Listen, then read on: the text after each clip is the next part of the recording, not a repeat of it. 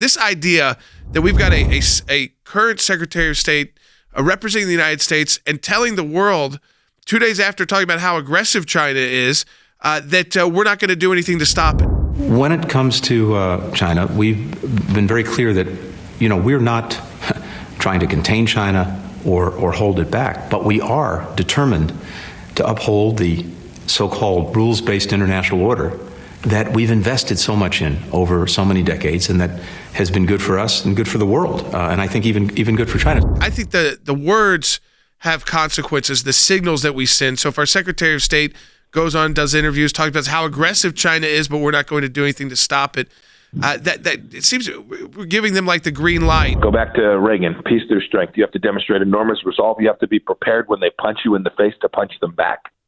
You have to be prepared to confront them when they're spying at your universities and at your biggest companies. You have to close their consulate like we did in Houston, Texas.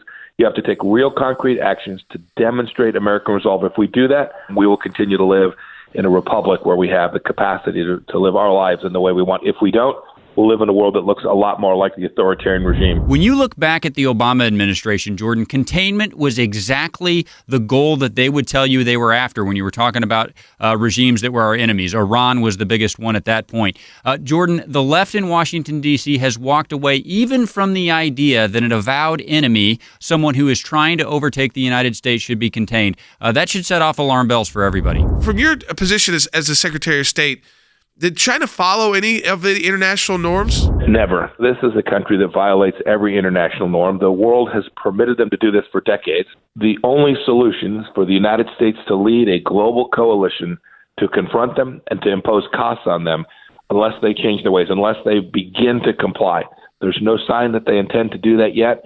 That means our resolve needs to be all that much greater. This is while there's news reports out about Chinese expansion of their military, so operating a military base, which they hope to be able to launch in Northwest Africa, so into the Atlantic. Right now, China has the largest standing military in the world. Their military budget is the largest in the world. They continue to expand their Navy. They have one aircraft carrier in operation. They have two more that are getting ready to come out. For them to have a presence with their aircraft carriers and their submarines in the Atlantic, that has never happened before, and it should concern the United States and our allies. I think Wesley is absolutely correct that the United States military has an advantage vis-a-vis China. But China has a huge advantage over the United States.